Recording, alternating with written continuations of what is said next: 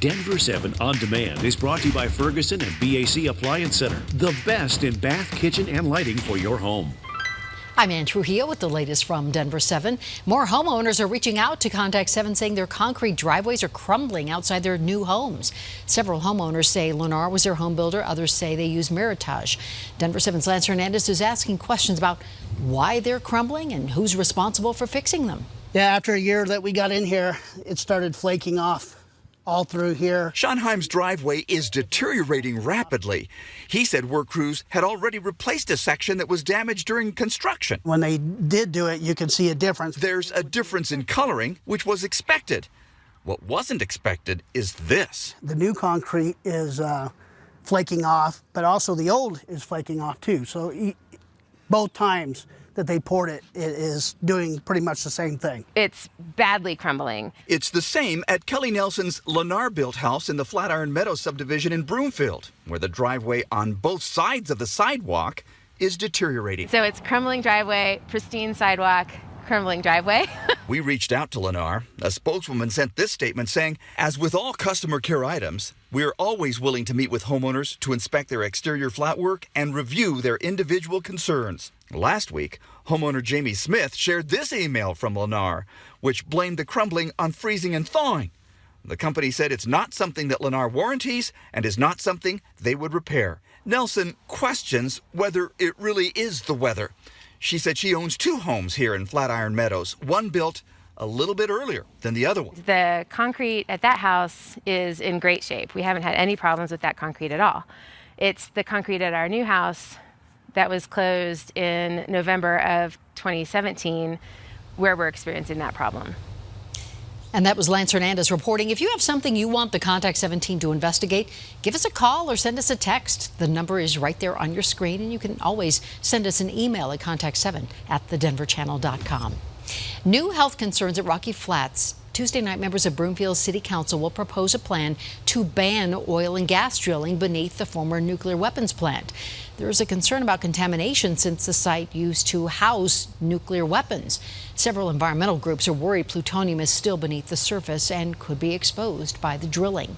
And all of this comes as the state's Commission on All Things Oil and Gas tries to find its way under new regulations. The group is working to create rules in line with the new law that puts health and safety over profit when it comes to developments. The head of the commission says, yes, communities will have more say on what goes on in their backyards, but that doesn't mean they can call for a full-on ban. But I don't believe that that allows a local government to sort of categorically say no wells anywhere within our jurisdiction. I think that the authority is sufficient for local governments to look at a particular location and say, and looking at that location, maybe it's better over here versus over here. This new rules process will begin in May and last at least a year. And time is running out for the Adams 14 School District to figure out who will take over. The state ordered a third party to run the district after a consistent poor performance and low test scores. The state rejected the first choice of neighboring Mapleton schools. There are now two consulting groups that could be awarded the contract, and the deadline to make a decision is Thursday. And it took about 2 years to say this, but we rode the G line today. People who live and work in Arvada and Wheat Ridge have been waiting for this after software issues kept pushing the project back. Today's preview was just for the media. The real rides begin on Friday.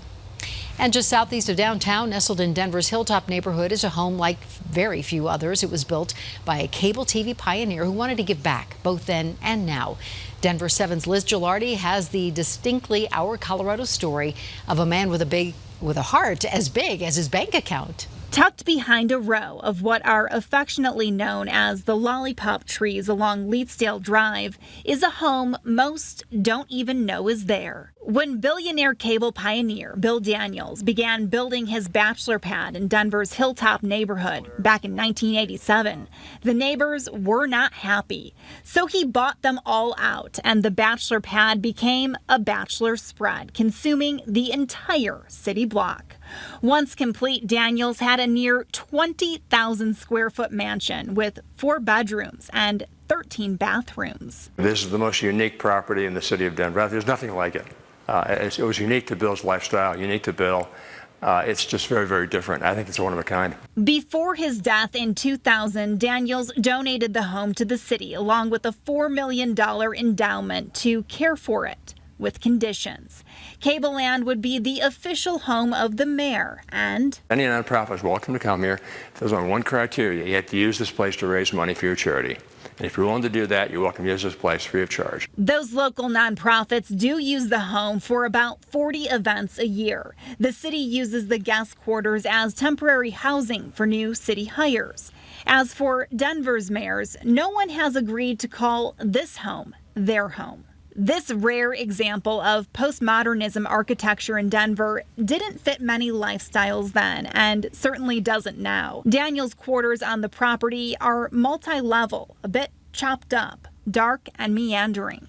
Something for the lady, of course. Early next week, Denver City Council is expected to give Cableland a historic landmark designation, a ceremonial honor at best, as the property is already protected by the city's agreements with Daniels. But that designation could protect the home from threats like then Mayor John Hickenlooper, who tried to sell the property in 2010. And at least 2 council members say the home is just too ugly to honor it with the designation. But it meets the requirements of being significant under history for its association with Bill Daniels and for its architectural style as a postmodern building in Denver. while there may be debate over the physical appeal of the home, there is no debate over what the man who built it did for this city and others. Bill Daniels was very generous. The most prolific philanthropist in the history of the city. Bill gave a ton of money away while he was alive and put his fortune in the Daniels Fund, roughly $1 billion. Still being divvied out to local charities at a rate of $50 million a year. So from the fire pole in the master bedroom, the wall of 64 televisions in the den, the 1,200 square foot pool, chances are this unique venue will be around for decades to come. A monument to the billionaire who befriended presidents and the Hollywood elite, yet saw Denver's neediest as the best place to put his fortune to rest. We think his lifestyle, his generosity is a good example to many, many people. We want that to be known. We'd like to honor Bill. And other than adding wheelchair ramps and widening doorways, the property is about the same as Bill Daniels left it. And Denver City Council is expected to officially name it as a historic landmark next Monday. And we want to hear from you. What does your Colorado look like? Email us, rco@thedenverchannel.com. And now from the First Alert Weather Center, let's take a look at your forecast right now. We have a mild week ahead with temperatures in the 70s and the 60s. There's always a chance of storms in the forecast this week. This has been your Denver 7 On Demand update. Thank you so much for joining us, and check back here later tonight for another update. And download the Denver 7 app for breaking news and alerts. I'm Ann Trujillo.